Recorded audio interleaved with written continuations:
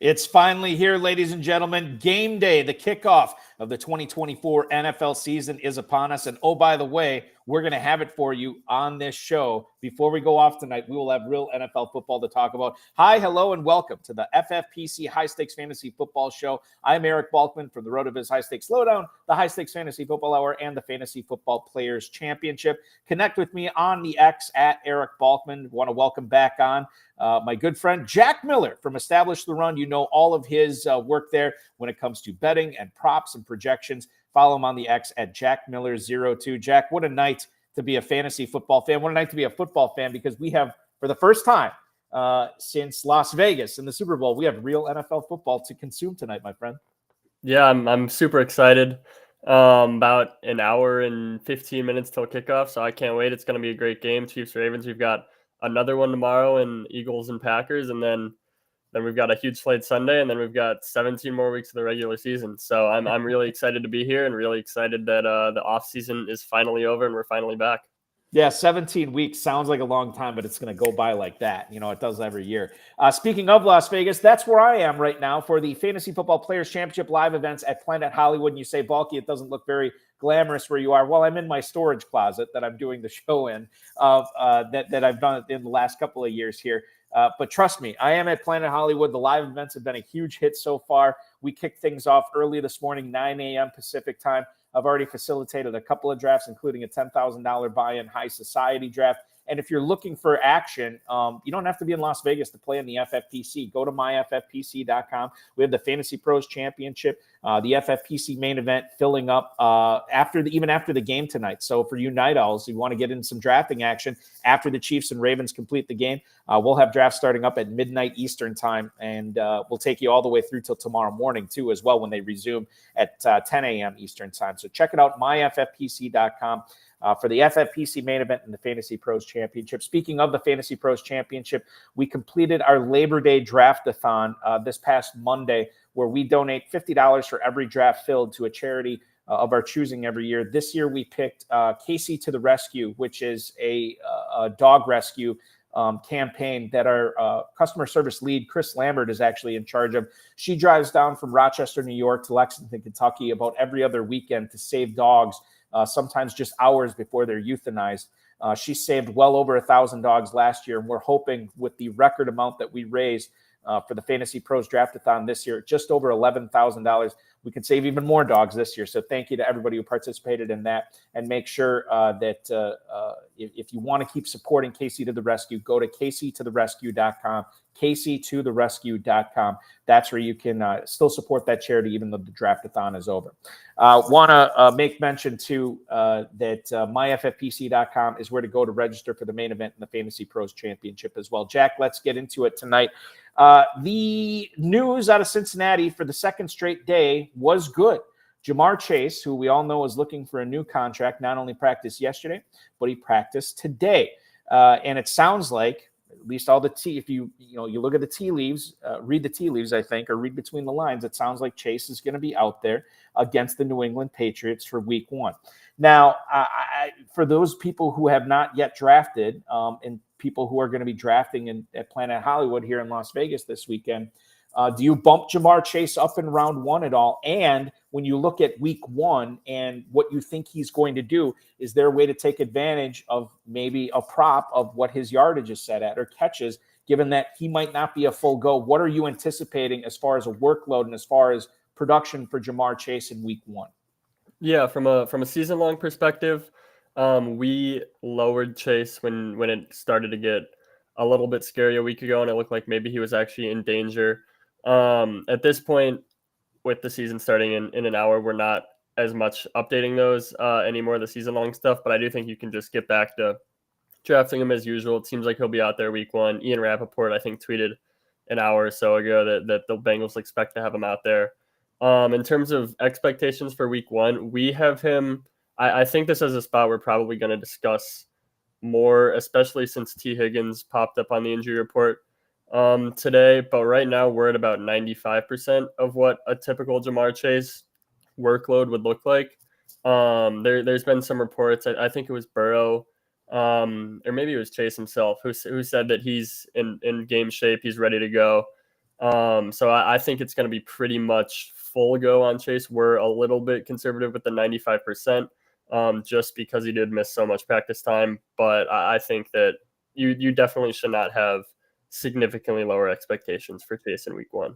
Yeah, and obviously anybody who's picking him is very excited to hear that, especially considering he has now fallen to the 108 in the Fantasy Pros Championship, with drafts continuing to be going on through Saturday night. So you can get a pretty good deal on Jamar Chase right now if you register for the Fantasy Pros Championship, myffpc.com. Moving on to Kyle Pitts, a guy who was listed as limited in practice yesterday. He got in a full practice today. And he actually went on social media to say, look, guys, relax. I'm fine. My hamstring's good. My soft tissue's in tip-top shape. However, is Kyle Pitts in tip-top shape to return value on his ADP right now in the FFPC main event, which currently stands, as I bring it up here, currently stands at, I thought I had it. I'm sorry. Kyle Pitts, tight end 7 at the 404. New quarterback this year, Jack, in Kirk Cousins, and obviously no Arthur Smith there, so we're very excited about it. However, this is a dude who caught nearly 70 balls, just over 1,000 yards as a rookie, but had a letdown the last couple of years. You look at Kyle Pitts from a season-long standpoint. Where did you guys end up on him with Establish the Run, knowing that the talent is there? Now maybe the quarterback and the situation is better for him this year as well. Yeah, he was I thought I was muted. Sorry. He was a player we had a lot of debate about. I think there are pretty wide opinions even within our own like internal projections team and the people working on ranking him. I personally like him. Me, Mike Leone, and Mark Dankenbring did a main event draft, and we ended up taking him, I think, in the 3rd round, so pretty early. But I'm not super worried about the hamstring. When we first got the news of the hamstring, it was kind of like, especially with Kyle Pitts, it was kind of like, oh, here we go again with this guy. But I mean, Pitts himself tweeted out that he missed 2 plays in a practice on Wednesday, so I don't think it's too much of a concern. I think this new offense I think people are maybe underestimating just how big of a jump it's going to be from an Arthur Smith offense to this new Zach Robinson offense. So I'm in on Pitts. I'm in on London. I would take him at his current ADP. When you look at the future production for Kyle Pitts this year, is it just because of Cousins and just because of the new OC, new offense? I mean, is that the reason why you're bullish on him, or is there something else I'm missing that has you believing that 2024 is going to be really good to Kyle Pitts? It's definitely a lot of that, but it's also, I mean, he was the 4th overall pick. We saw his rookie season. There is evidence that over the past couple of seasons, he was not quite himself, battling some injuries throughout those 2 years. This is another injury, obviously, going into week 1, so you don't love to see that, but it doesn't seem like there's very much concern from Pitts or the Falcons about it. So I'm inclined to believe he's mostly healthy, and the hamstring is pretty much a minor issue. And I think that we've seen him be such a great talent, and I don't think you suddenly lose that. Like, he was such a highly touted prospect, played so well as a rookie. I think there must have been exterior factors working against him, whether it be the offensive coordinator, the injuries that he's dealt with. I think this is the first year that we're really going to see, since his rookie season, see Pitts get back to the player that he was coming into the league. I'm very excited for that. I know with the FFPC tight end premium scoring, there's a lot of people that are very excited because they're sinking significant draft capital in order to get Kyle Pitts this year, for sure. I want to move on to a player who is in a brand new situation because he's no longer on the Chargers. He's on the Chicago Bears, and that's Keenan Allen. He was limited in practice yesterday, Jack. He was limited again today with a heel issue. This was the same injury that ended his season in 2023. Now he's joining a squad that not only features DJ Moore, but they invested the 9th overall pick into Rome Odunze too. Granted, Caleb Williams is his quarterback, but when you look at what Keenan Allen is going to do this year, we know he's been a baller for so long, but he's never had this much talent around him either. Keenan Allen, wide receiver 42, 803. Can you talk a little bit about what you think of him from a season-long perspective, as well as how much this heel injury might cause him to have maybe a down week 1 in his debut with the Bears. Yeah, for week 1, we have not docked Keenan at all. That is mostly because we wait until Friday so we get the full picture, just because there's no point in moving back and forth. We might as well wait for the full picture before we start to apply the injury docs to most players. From a season-long perspective, I'm a little bit worried about I think he's going to be a very productive target earner early in the season, and I think there's a pretty good chance that he out-targets DJ Moore in week 1, but over the course of the season, I think Moore is just a better talent at this stage. It wouldn't surprise me if Rome Odunze shows himself to be a much more efficient player too. So I don't hate Allen at his price. I do think that he has the ability to rack up a bunch of targets, get a bunch of short catches. But at cost, even, I'm more interested in both DJ Moore and Odunze. So, I'll just bring this up, and we'll talk more about this with Caleb Williams. But when you look at the three receivers, the three big receivers for Chicago right now, in Allen, I'll go in order of how they're being drafted right now. DJ Moore is the first receiver off the board, wide receiver 23, middle of the 4th round. Then you look at Odunze, who has now moved ahead of Keenan Allen at the middle of the 7th round. Middle of the 7th round. Keenan Allen has now fallen to the early 8th round, and you still so you're paying actually up. You're paying more draft capital to get more in Odunze. Allen to you is just not that much of it's not enough of a discount for you to want to say, hey, this is my Bears receiver target. You want to go the other way. Yeah, I'd rather take Odunze, especially in so many of these leagues, and especially in the season-long tournaments. Where the money is decided is so based on the end of the season, and I think Keenan Allen's going to pretty easily be ahead of Odunze to start the year, and I think that's the consensus opinion. But so much can happen over a 4-month season. Allen's getting up there in age, already is a heel injury, already declining efficiency on a per target basis. So I'd rather bet on the rookie breaking out over the second half of the year with Odunze.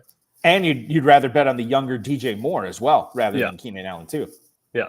Jaylen Warren, let's move on to him and talk Pittsburgh here. He was limited yesterday, gets in a full practice today, and it sounds like he is going to be active for the Arthur Smith revenge game against the Falcons. He is a player that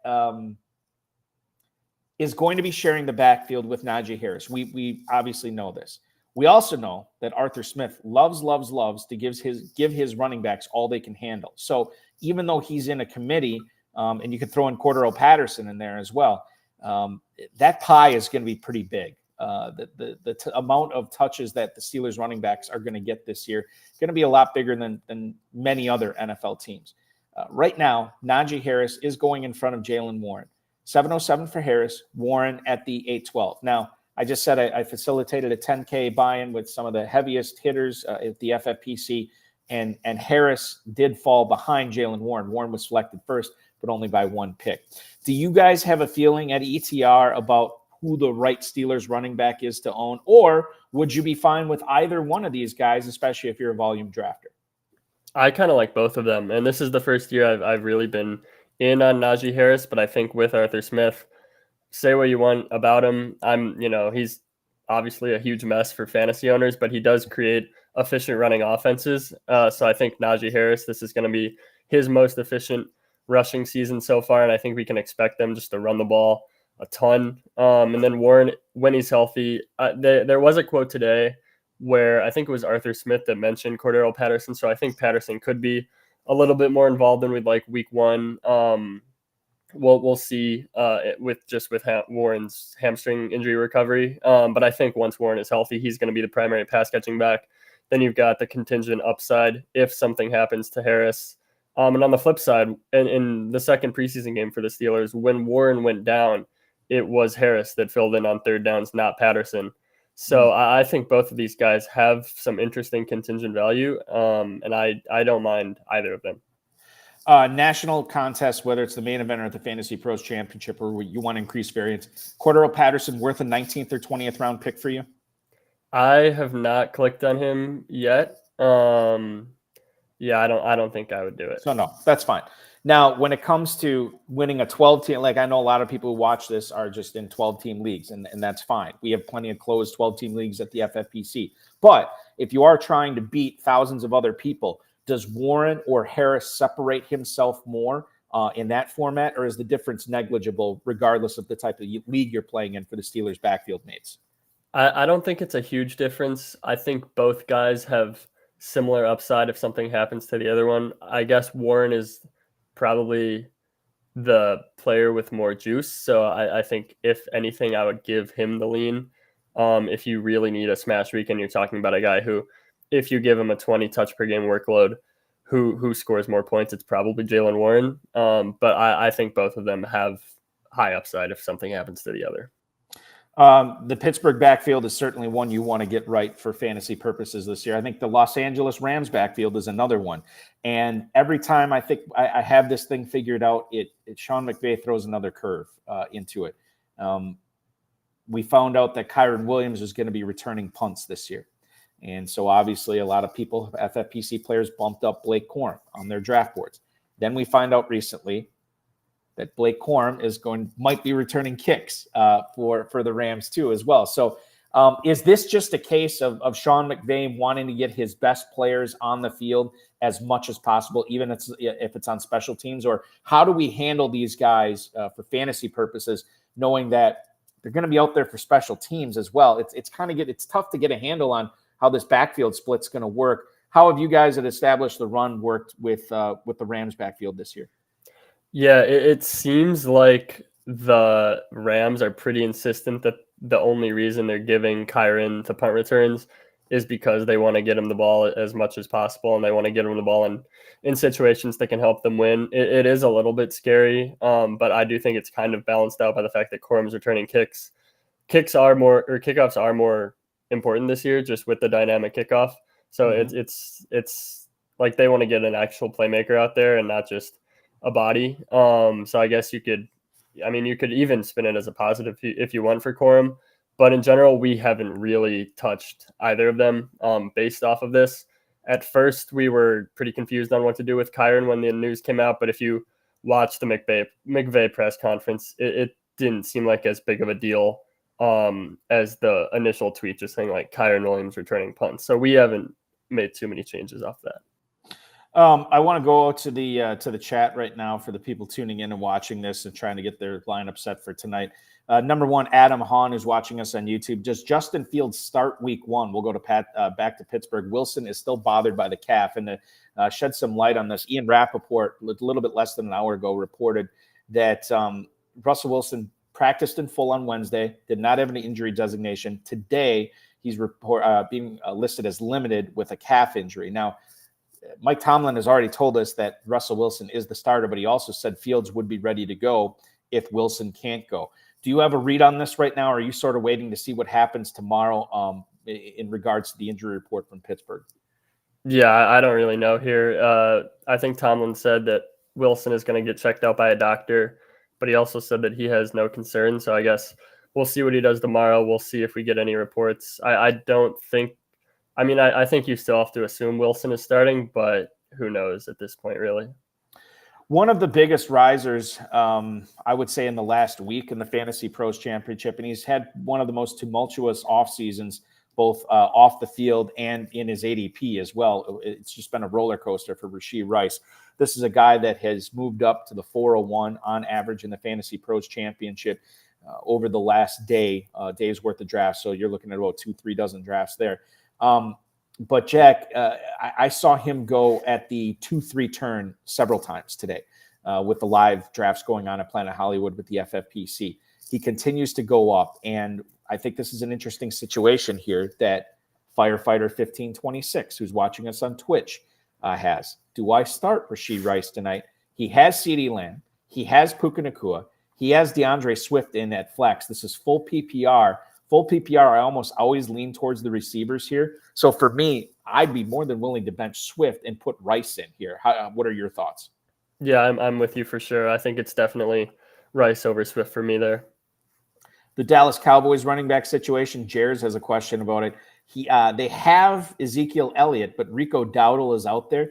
based on what I've heard this year, based on everything that's being reported, I'd rather have Dowdle than Elliott. And obviously, if you're playing in a short bench league, I think Elliott is more than expendable.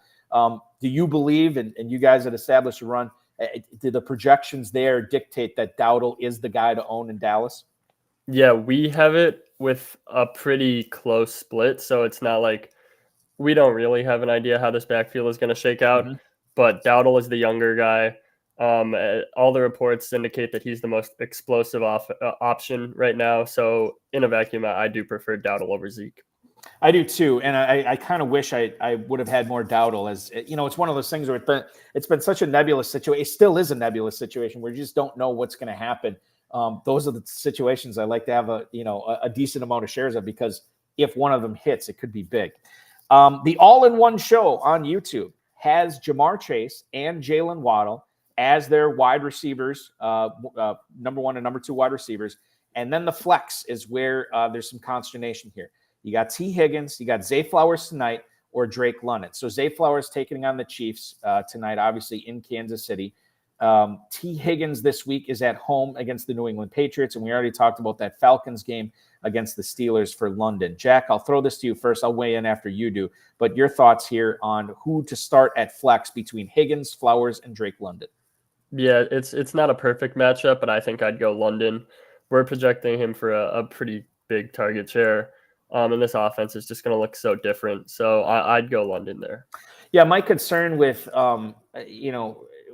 with the Cincinnati game is Higgins just doesn't get involved in the offense as much, especially if Cincinnati does get an early lead. I like the 2 running backs they have there. I think the offensive line is better too.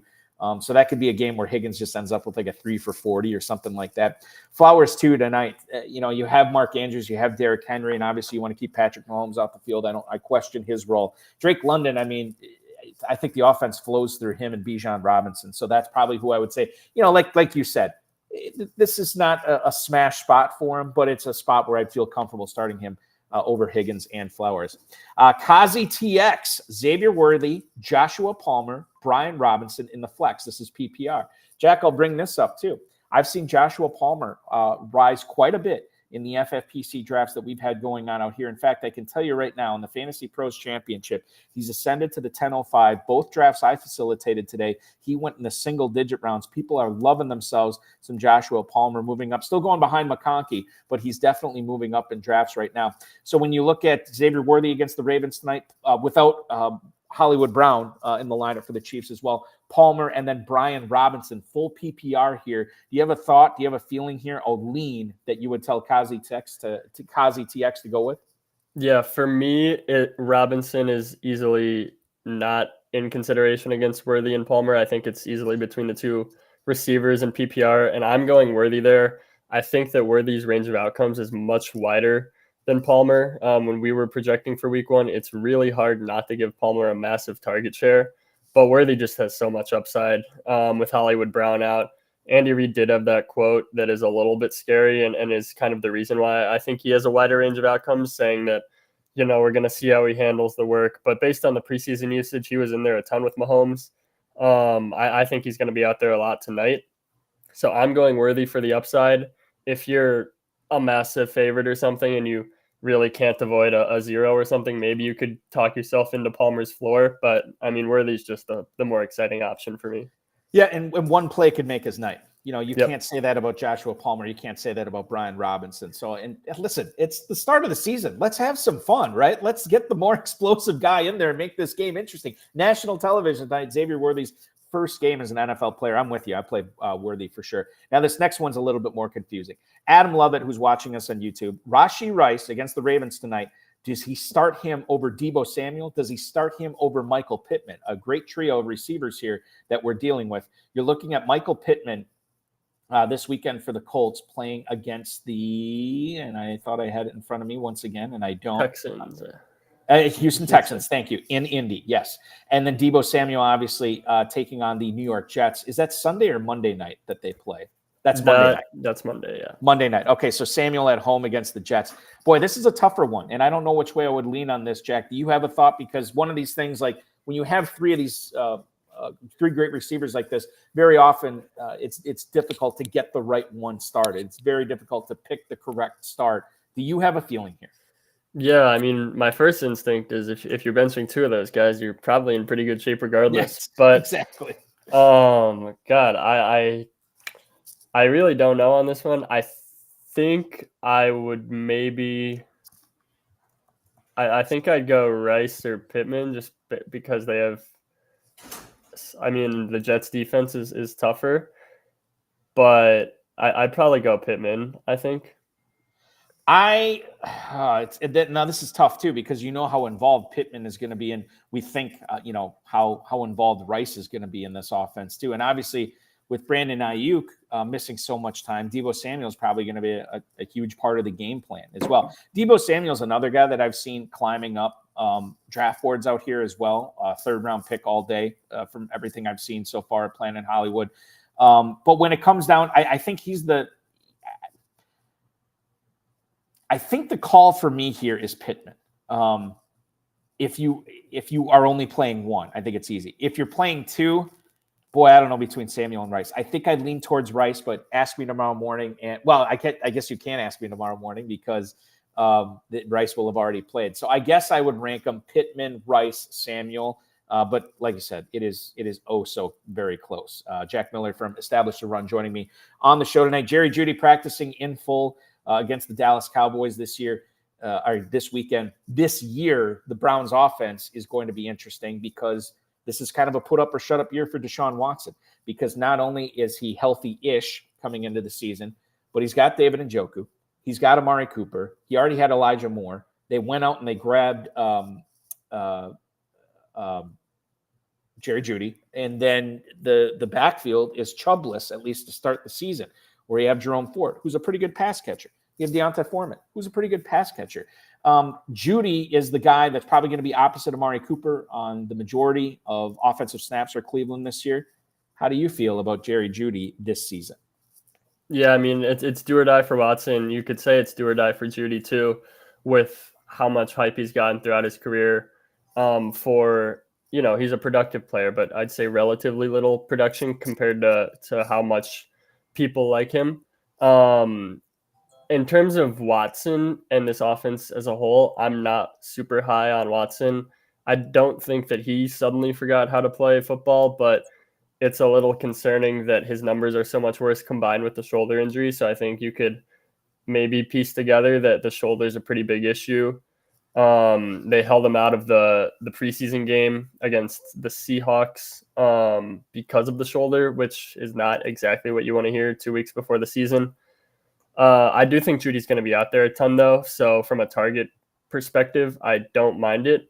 And Ken Dorsey, they hired him after he was let go by Buffalo last year.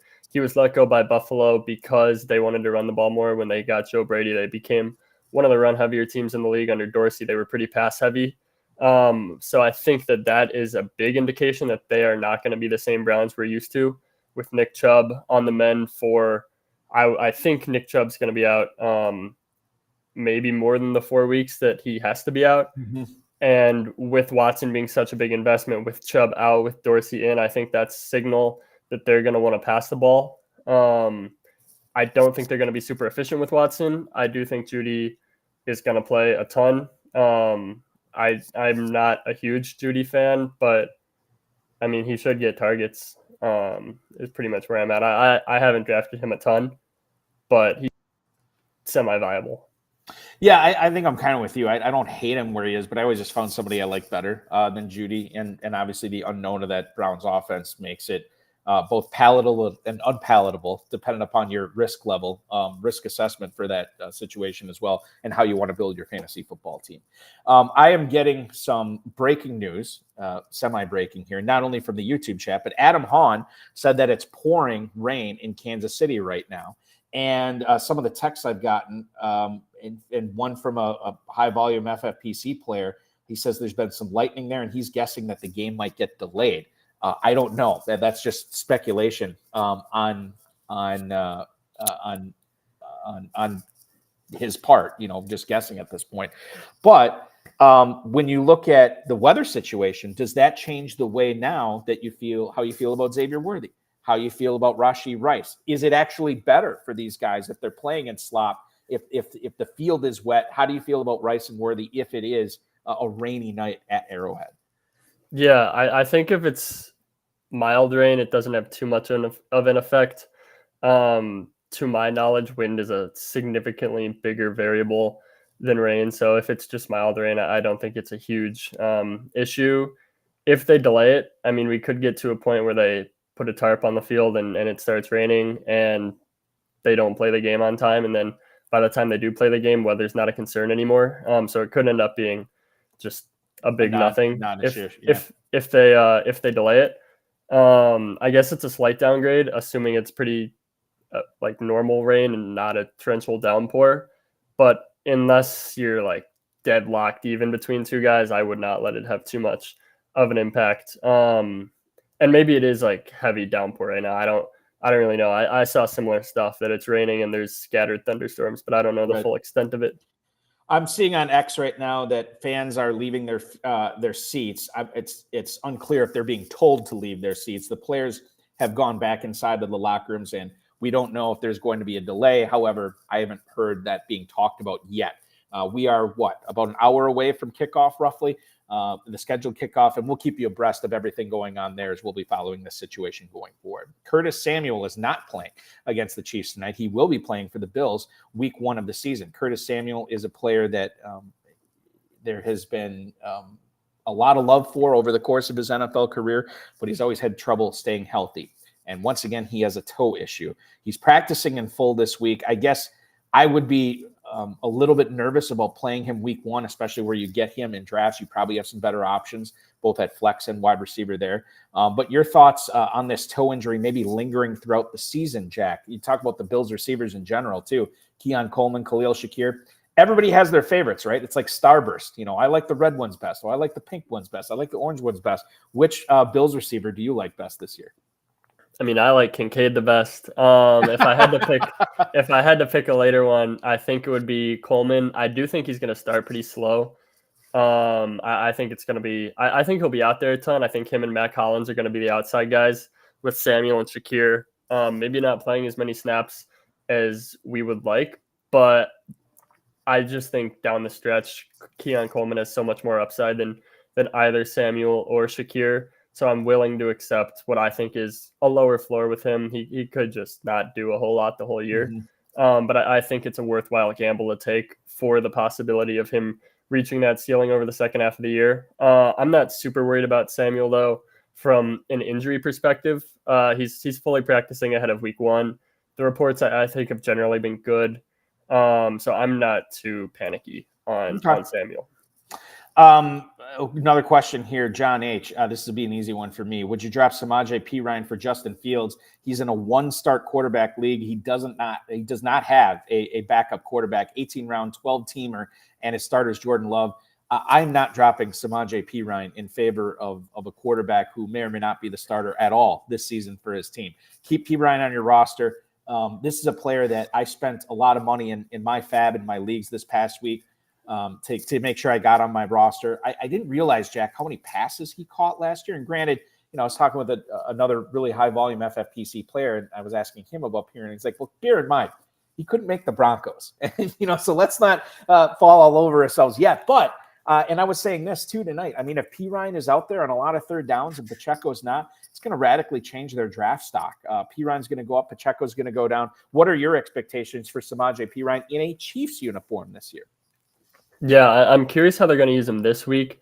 I mean, he just signed there, and Patrick Mahomes is the most valuable player in the league. So I think if they put him out there on third downs this week, that's a pretty massive vote of confidence. If he's been on the team for less than 2 weeks and they already trust him to protect Patrick Mahomes on third down, but I definitely agree with you. I'm definitely not dropping Perine for Fields. If Pacheco were to go down, I assume it would be a split between Perine and once Clyde is back, if he comes back this year, Clyde, and if not, Carson Steele probably gets involved a little bit. But we've seen McKinnon have massive weeks on not that many touches. So if Pacheco gets hurt and Pirine can get the high value touches, the third downs, the red zone work, he can have a pretty massive fantasy ceiling. Who among us has not been McKinnon before, right, both exactly. positively or negatively in fantasy? Exactly. Yeah. And that seems like the role that he's coming in to fill. So yeah, I'm definitely not dropping Pirine for Fields. Speaking of backfields, I want to talk about New York's just real quick. New York Giants, excuse me. Tyrone Tracy is not listed on the injury report. This is a guy who had an air cast fitted on his leg when he got hurt in training camp earlier.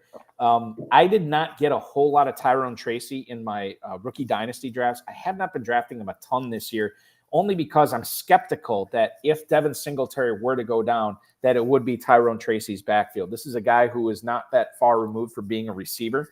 I don't necessarily know if he has the body to go between the tackles, and I envision a split between him and Eric Gray in New York if Singletary were to miss time. Am I missing something here? Does Tyrone Tracy have standalone value maybe in that backfield? How do you weigh in on Tyrone Tracy this year, Jack? I'm pretty much with you there. I mean, a split backfield, if Singletary goes down between Tracy and Gray on a bad New York offense, is not exactly an option I'm super interested in for fantasy. And it seems like the coaches love Singletary. I forget who it was today, but someone had a quote that Singletary could play 80+% of snaps. I mean, wherever Singletary goes, it seems like coaches love him. I mean, he beat out Dameon Pierce last year. He was a mainstay in Buffalo for so long. It seems like Devin Singletary is just consistently a coach's favorite, and it seems like that has happened again with the Giants. So I think week 1, Singletary is going to play as much as he can handle. I think Tracy becomes where he could become involved is that despite being a huge coach's favorite throughout his career, according to Pro Football Focus, Singletary is also consistently graded out as a below average receiver. Tracy was a college wide receiver for a while.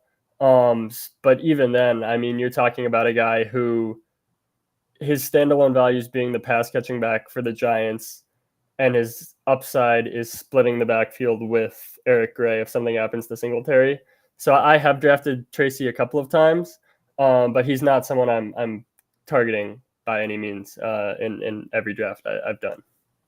We're going to keep following this weather situation with Kansas City and Baltimore tonight. But when we do come back from this quick break, Jack Miller is going to dish on some of his favorite bets, his favorite props, both week 1 and season long. You don't want to miss that. This is his milieu. This is his expertise. So, and especially for anybody who's watching this out in Las Vegas right now or in a place where you can make bets, you certainly want to get in on this segment for sure. He's Jack Miller from Establish a Run. I'm Eric Balkman from the Fantasy Football Players Championship. This is the High Stakes Fantasy Football Show on the Better Sports Network.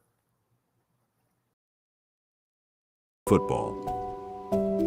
This month, more men and women will go draft than ever before in our country's history. With prize pools at record highs, multiple fantasy players will become millionaires this year playing the game they love. This month, thousands of drafters will compete in redraft, best ball and dynasty leagues, and with innovative formats, they can look forward to a host of high-stakes competition. It's August again in fantasy football, and under the FFPC, high-stakes fantasy is bigger and better than ever before. Why would you ever settle for less?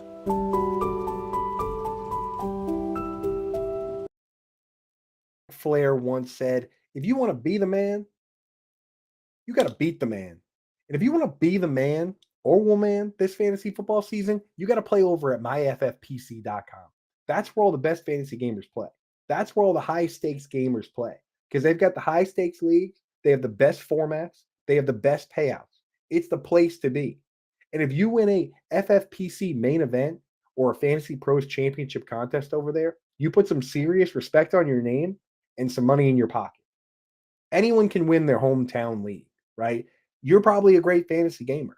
Prove it. You go out and win an event like this, you can go and put in your Twitter bio or X bio, FFPC main event champion. That means something. That's definitive proof that you're one of the best fantasy gamers in the world. So go over to myffpc.com and use promo code COOP. They'll give you $25 when you deposit $35 or more. And now you're on your road to greatness, right? You could even do an online draft, or you can go and draft in Las Vegas with the stars. Draft at Planet Hollywood for the FFPC main event. That's where they're all doing it. It's awesome stuff. So get set up now so that you can be a star this year. You can be the man. Just like Ric Flair, you can be a champion. Woo!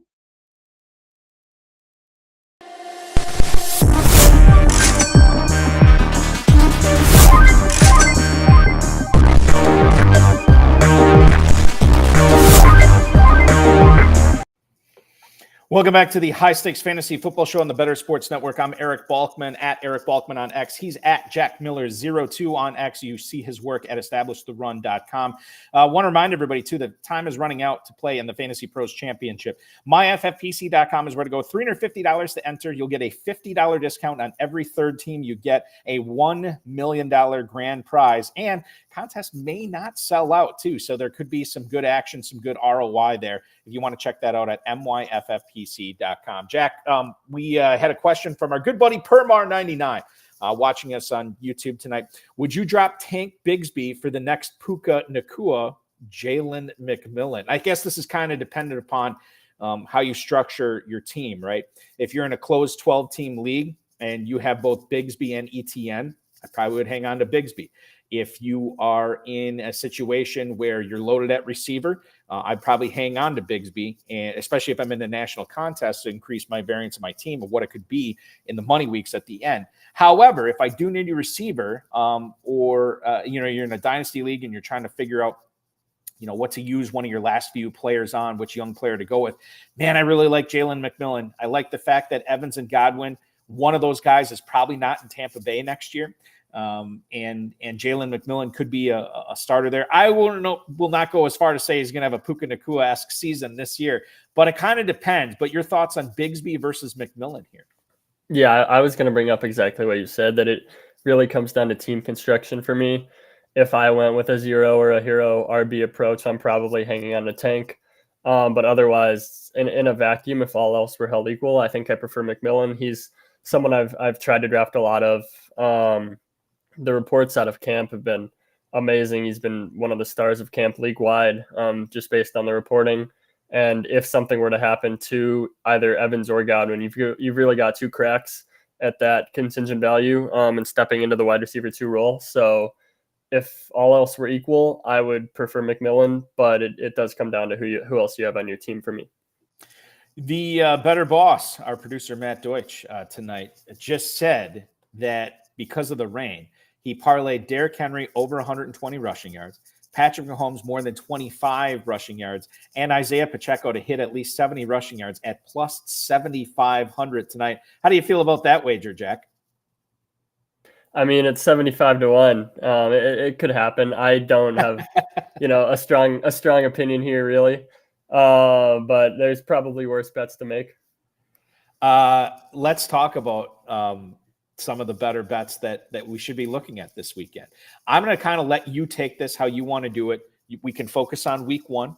We can focus on season-long props, whatever you want to do, because this is your expertise. Before we start, I want you to share with the listeners sort of how you got into this and what area you find yourself, because betting there's so many different ways that we can do it now. And I think that there might be certain areas where you feel you're maybe stronger than others. So just give your background a little bit real quick on what you like to do as far as betting goes. Yeah, so I started with betting a few years ago when I was at RotoViz at the time, and Court Smith, who founded Bet the Prop, now actually works at ETR. He DM'd me and he said, "Hey, we need someone to write they would post a pick for a Sunday Night Football game. We need someone to write that up." Said, "Sure, I'll do it." Learned a ton about betting from Court and John Lipinski and a bunch of guys over at Bet the Prop, and kind of just got more into it. Started reading books. I think you can learn a lot on Twitter too.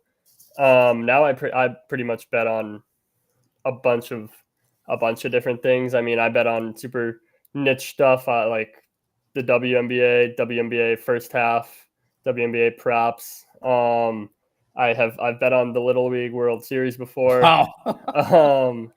So I mean, there's edges everywhere if you know where to find them. But for ETR, I do the NFL props and help on the NFL service. Has it changed, over the course of the last year or two or whatever? Is it tougher to find edges now?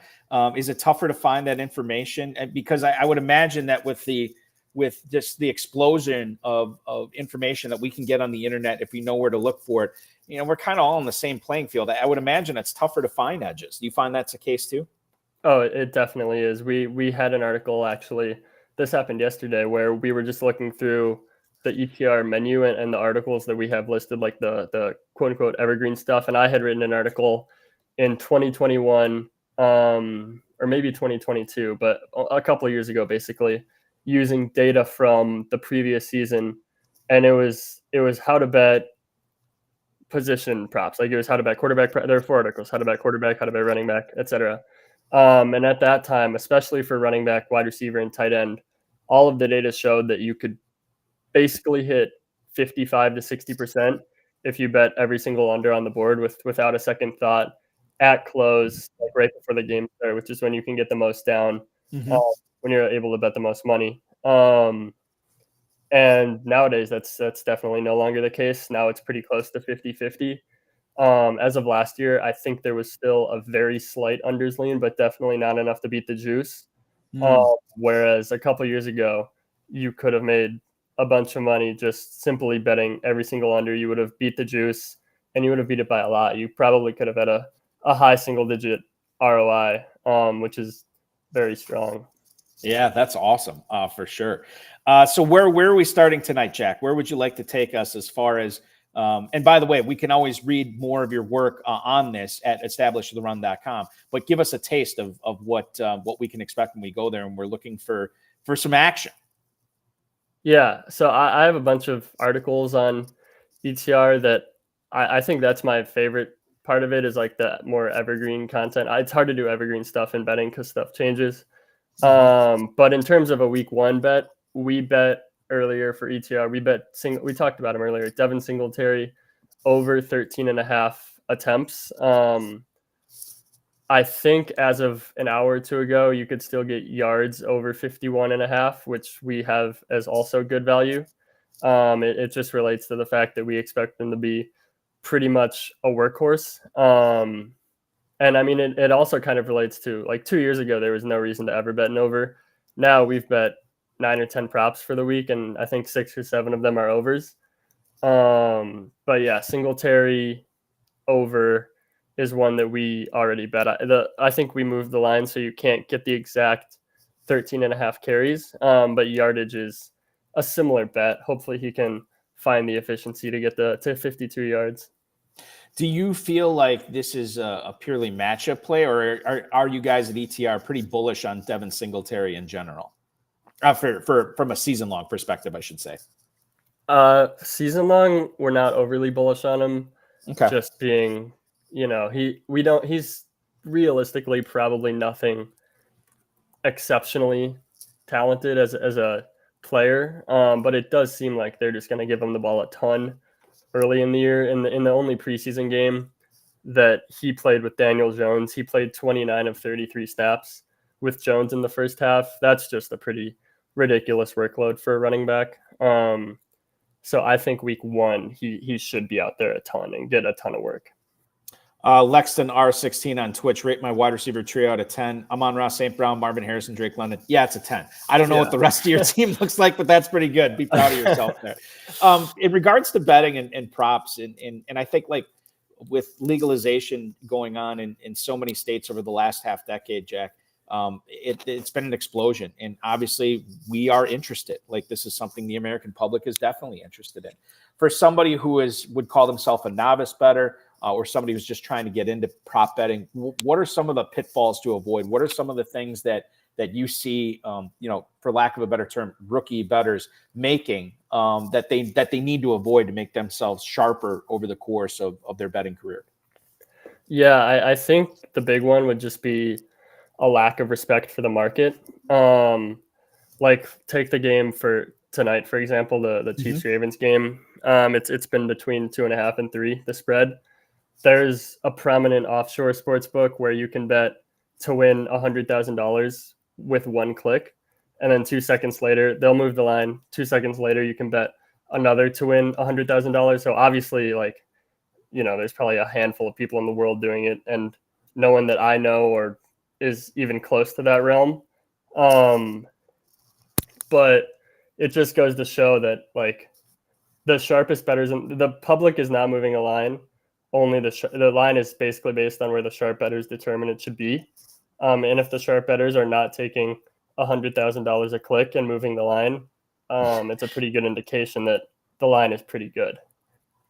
So you mentioned the Singletary one.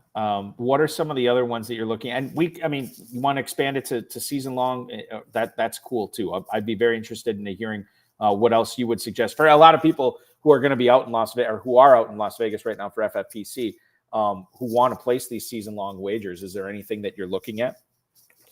Season long, I would have to think. There's nothing off the top of my head. I don't think at ETR we've played a season long play in a couple weeks. I do think we showed some Bowers unders, if I'm remembering correctly. If you can get like under 650 yards for the season, it's just a completely different market than fantasy, because in fantasy we care so much about range of outcomes. In terms of betting, we only care about a median outcome, and tight end is a high injury rate position. Bowers has upside to be a top 2 or 3, if not top 1 option at the position. So in fantasy, that's interesting. But for betting, we don't care if he has 1,100 yards or if he has 651 yards. The loss counts the same way. Mm-hmm. And if he gets hurt, that's pretty much just a win. And I think that the median for a rookie tight end, even one who is so super talented as Bowers, is lower than 650. Bowers, from a fantasy perspective, you guys at ETR, when you put together your projections, did you find yourself kind of scratching your heads like, how do we rate this guy? Because you know what a talent he was coming in out of college, but you also know the situation he's coming into. You know that Devontae Adams is still there as well. How difficult was it to get a handle on what you think Bowers is going to do in 2024? It's definitely tough. What we do at ETR for season-long projections is we will project a base target share, and then we have different algorithms that will take his base target share and spit out like catches and yards and touchdowns. And then we also have a ceiling projection. So it's not just one number or a few numbers. We're projecting really 2 different things, like his median expectation, as well as if things break right, what is the 90th percentile outcome for Brock Bowers. And so with that bet that I just said was probably good if it still exists, on base target share, we have it as very good. But from a fantasy perspective, we know that he's one of the best tight end talents to come out of the league this century. So we have his ceiling just juiced a ton, as much as really any tight end. Yeah, I'm actually a little bit surprised that he wasn't going higher, especially out in Las Vegas. Right, I'll bring this up right now. As far as the Fantasy Pros Championship goes right now, Brock Bowers is an ADP of tight end 10 at the 606, which I know sounds aggressive, but when you consider a tight end premium format and that this guy was, one of the best prospects, tight end prospect coming into the NFL in quite a while, it's very exciting to get a guy like that in your team. And yet 9 tight ends are still going off the board in front of him. Now, maybe that changes this weekend, maybe not. But if you're trying to beat 1,000+ teams in the FFPC main event, you definitely want to take a look at Brock Bowers, especially waiting on a tight end. One of the things, and I think I've said this on the show before, Jack, one of the things that I keep hearing from high-stakes players is draft Bowers now, because he will never be this cheap in drafts again. Like, this is the time to get him. Getting back to betting briefly, Bill Hollywood says he said that he's been limited on a lot of gambling sites, and if he wins, that they limit him, or they email you and they say they don't want his action. He wants to know if this has ever happened to you, Jack, on any sites out there. Yeah, it's very common, especially as you get into betting smaller stuff. Like I mentioned, the WNBA stuff, that's a pretty good way to get limited. That's just kind of the nature of the game. If those limits did not exist, then you would see sports books like Circa, which don't limit, but also have a pretty tiny offering. So there's a handful of props you can bet on Circa each week, a handful of sports that you can bet on Circa. So it's very good for high limits, but that's just kind of the price you're paying for props. And then from there, It's just kind of on you to either get sportsbook accounts or, team up with people. Betting partnerships are very common. Same game parlays are generally a good way to avoid limits because they're such overwhelmingly bad action for the vast majority of people that if you can find an edge on them, which is possible, then you'll fly under the radar for longer. A lot of the game is just making yourself and your account look like you don't know what you're doing while you do. Right, exactly. That's the secret to life, really. When you think about it, make it look like you don't know what you're doing when in fact you are in complete control. You know what's going on. Last thing I want to mention before we take a quick break. What are you producing as far as content wise specifically? Do you have a schedule that you're doing at ETR this season in regards to betting and props content? Props content? No, it'll just be the service that we have. Mm-hmm. I have an article coming out on Monday, or actually I write it on Monday. It comes out on Tuesday morning. Just going over all the usage. So I think that if you are betting props, it should be pretty valuable for you to just see every single thing that myself and the other people at the ETR team think is important usage wise. So that should be helpful. But as far as content goes, nothing on betting during the season. EstablishTheRun.com is where to go, at JackMiller02 for more. And we will have more with Jack Miller when we come back. In fact, we got breaking news on the start of the Chiefs and Ravens tonight. We'll tell you what that is, how it affects tonight, the rest of tonight's show, and what you're doing as far as your fantasy lineups go. He's Jack Miller from Established to Run. Eric Balkman here on the FFPC. You're watching the Better Sports Network. Inflation is bad. When FFPC entered the high-stakes fantasy football arena in 2008, the grand prize of the FFPC main event was $75,000. Today, after 15-plus years of setting the industry standard, the FFPC main event has a $1 million grand prize. Since 2021, the FFPC Best Ball Tournament grand prize has tripled, and the Superflex Best Ball Tournament is now the largest contest of its kind in the world.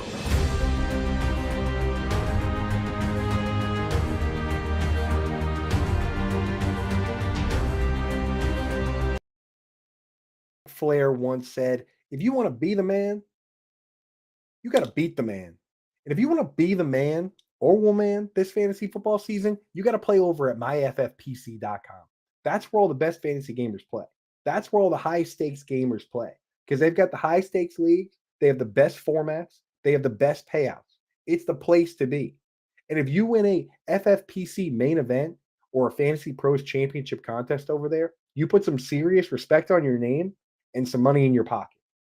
Anyone can win their hometown league, right? You're probably a great fantasy gamer. Prove it. You go out and win an event like this, you can go and put in your Twitter bio or X bio, FFPC main event champion. That means something. That's definitive proof that you're one of the best fantasy gamers in the world. So go over to myffpc.com and use promo code COOP. They'll give you $25 when you deposit $35 or more. And now you're on your road to greatness, right? You could even do an online draft, or you can go and draft in Las Vegas with the stars. Draft at Planet Hollywood for the FFPC main event. That's where they're all doing it. It's awesome stuff. So get set up now so that you can be a star this year. You can be the man. Just like Ric Flair, you can be a champion. Woo!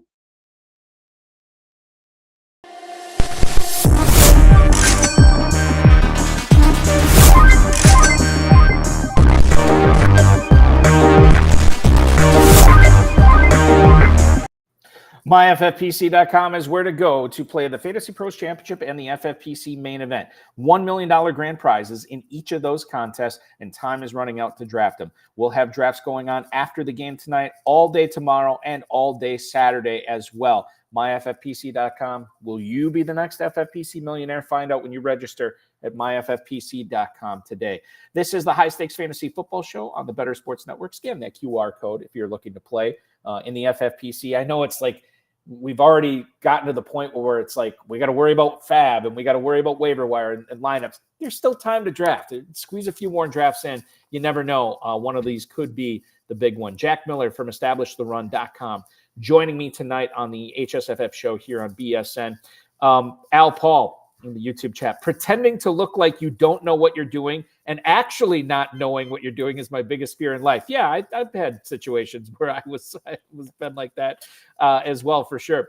And then Maiden Focus on YouTube had the chance to double tap Sam Laporta and Dalton Kincaid the other night. Went Nabers in the third round over Dalton Kincaid. Hope it works out. Mainly worried about Daniel Jones, which I think is fair. Jack, yeah, I know you drafted in the main event this year. When you draft in tight end premium formats, do you ever like to go with a tight end start? I mean, I've seen it work out before, but it's usually not for the faint of heart. It's a little bit different. Now with the FFPC, you could start 3 tight ends every week with the dual flex. How do you feel about doubling up on tight end right away and getting some of these high target players at the position? Yeah, I personally don't love spending that much draft capital on with 2 of your first 3 picks. In the main event we did with some of the ETR projections team, we were going to draft. I actually forget everyone that was on our team, but we were planning to take a mid-round tight end if we didn't like any of the receivers available. So like if we could get one of the Njoku, Bowers, Goddard, we were going to be good with that and good with starting them, even though we'd already taken Pitts. But in terms of picking Laporta and Kincaid, I would have taken Nabers there as well. And Nabers is another guy that in one of my other shows, we always have this thing called the hype guy. So basically a couple weeks ago, it's my final Friday night show of the season, or the preseason, I should say. And we always try to figure out who the hype guy is, who's going to be the guy that rises up draft boards the most when we get to Planet Hollywood in Las Vegas, where we're at right now for the FFPC main event.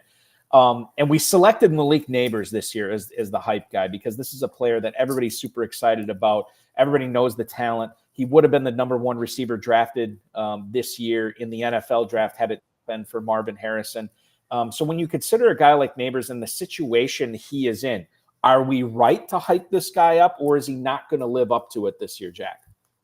I think we're right too. I mean, I'm kind of all aboard the Nabers train. It seems like he's going to get just absolutely absurd usage. Sometimes you see some of these teams slow roll their rookies or make them earn their spot. The Giants seem 100% committed to Malik Nabers as our wide receiver 1. We're going to feed him the ball as much as possible. I mean, they unretired the number 1 for him, which is a pretty insane move. Dable had a quote today about how he has sections of his play sheet to or it might have been Nabers. It might have been a quote from Nabers about Dable. But regardless, Dable has a section of his play calling sheet where he has specific plays that will get certain guys the ball. And Dable and Nabers have apparently been talking about plays where they can get Nabers the ball. So I think he's going to get absolutely force fed. I'm aboard the train. Yeah, I think there's a little bit of skittishness only because he's a rookie, right? I mean, we have seen players with subpar quarterback play and substandard offenses have really big seasons if they have the talent. And it's clear to me that Malik Nabers has the talent as well. I said I don't want to do an empty tease. I said we had breaking news. Ian Rappaport from the NFL Network has stated that the kickoff between the Ravens and Chiefs tonight at Arrowhead in Kansas City will be delayed 20 minutes. It is now an 8:40 p.m. kickoff. And as that situation evolves, we'll keep you abreast of it right here on the HSFF show on the Better Sports Network. But right now it is a 20-minute delay due to lightning, rain, and weather. That is what we're looking at right now with tonight's game. Okay, let's get into one of my favorite segments of the offseason, and it's basically the last week we can do it because there's no fantasy football season-long drafts for the FFPC after this weekend. Jack, this is a segment called Who Would You Rather Draft? Would you rather draft, I should say.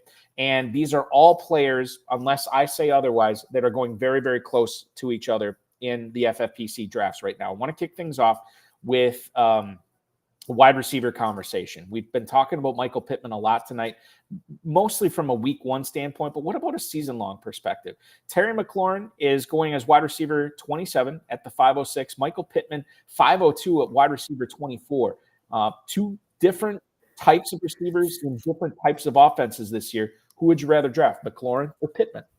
I'm going Pittman there. I think he's going to get force-fed volume. Shane Steichen has talked a little bit about using the short passing game and the RPO game as an extension of the run game or replacement for the run game. So I think Pittman's going to get just a ton of short targets and rack up the catches. And one thing I should mention too, just because you're picking Pittman here, doesn't mean you're not bullish on McLaurin this year, right? I mean, I look at Jaden Daniels and that Commanders offense. It gets me very excited for drafting McLaurin this year too.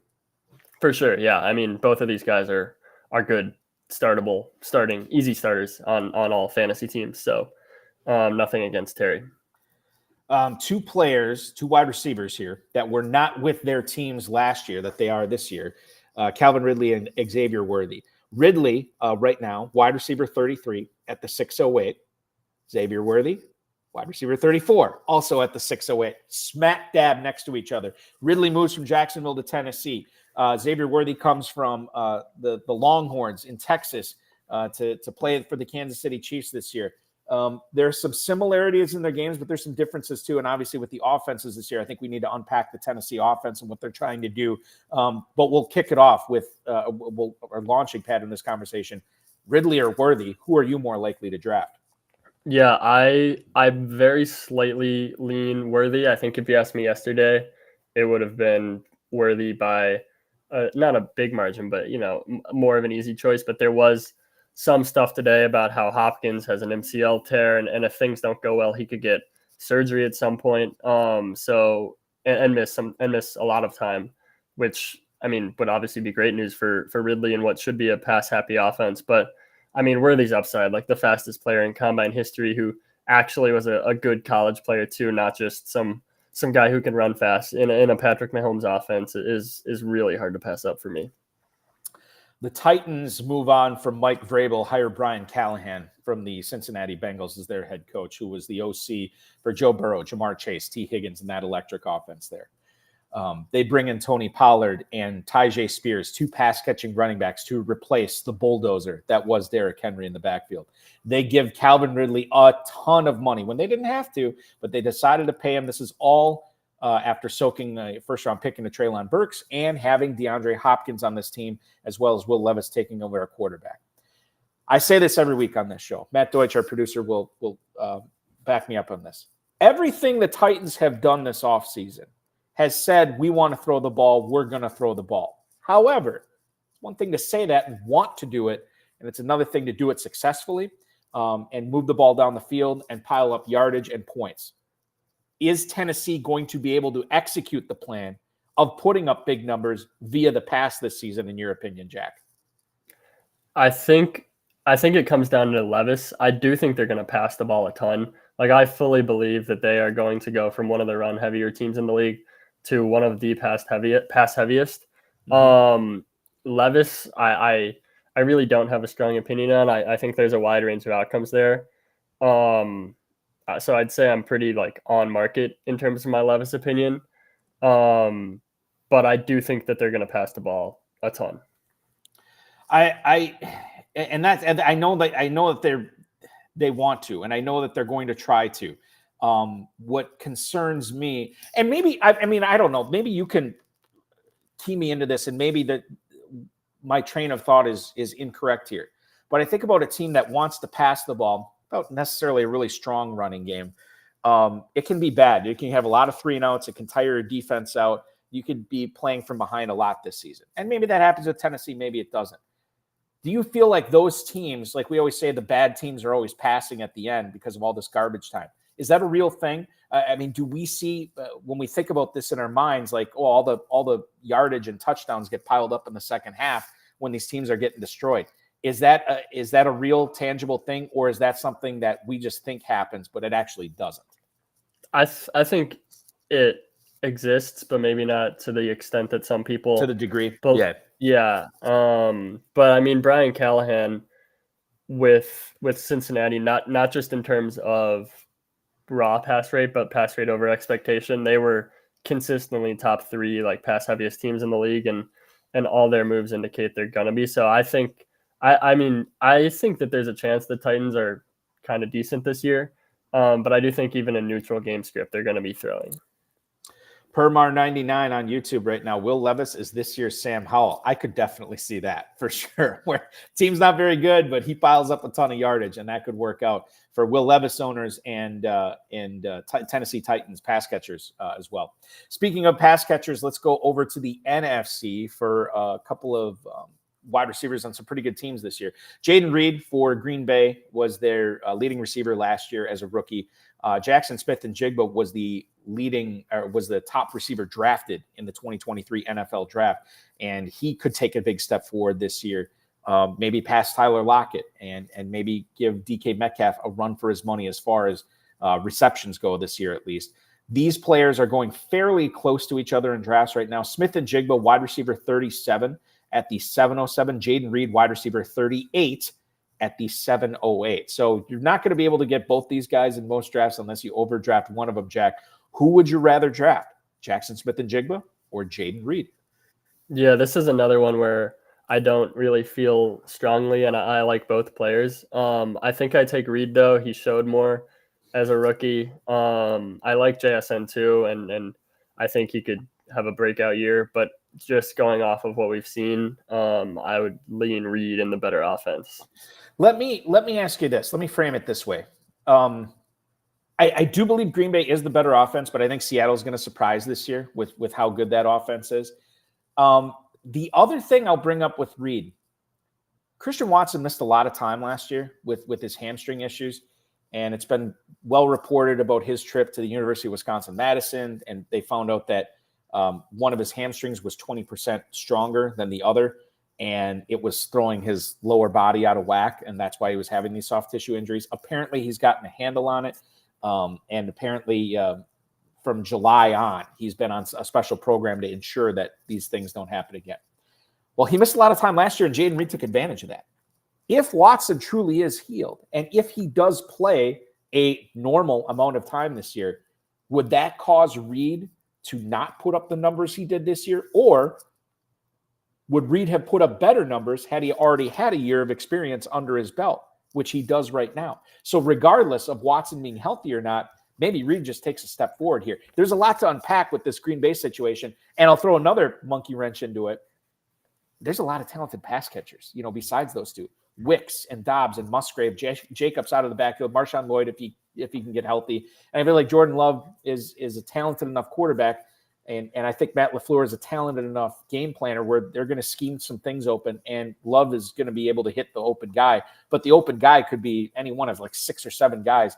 And for me, it's tougher to know who to start on a week-to-week basis. Maybe Reed's the better play in best ball, but, man, I think Smith-Njigba in a managed league, he may not have the ceiling of Reed, but I think I like his floor a little bit better. Your thoughts on that? Yeah, I think that's fair. Like, I don't really think that you can go wrong with either of these guys. Both they're both going to have great years, is what you're saying. I definitely agree with you that I think if you look at the Packers' snap count in like 4 days, it's going to be kind of alarming. I think that they're going to rotate all 4 of Watson, Dobbs, Reed, and Dontavian Wicks, and then Bo Melton probably plays a non-zero amount too. But Reed played well. He was a good college player. I think that there's a lot of room for him to force his way into a bigger role. And then also, I mean, we're talking about a 4 wide receiver rotation. If any of them get hurt, all of a sudden that's 3 receivers that are on the field for a ton of snaps. So I just think that we've seen Reed do it at the NFL level. So I lean Reed. As long as we're talking Packers here, Maiden Focus watching us on YouTube. Any thoughts on Tucker Kraft? Sounds like he might be the larger half of a platoon and should see steady playing time if healthy. I will say regarding the tight end situation for Green Bay, bear in mind that Musgrave has the draft capital over him. And I know it's only a round, but Musgrave was a 2nd-round pick. Kraft was a 3rd-round pick. Kraft was on his best games were when Musgrave was out last year.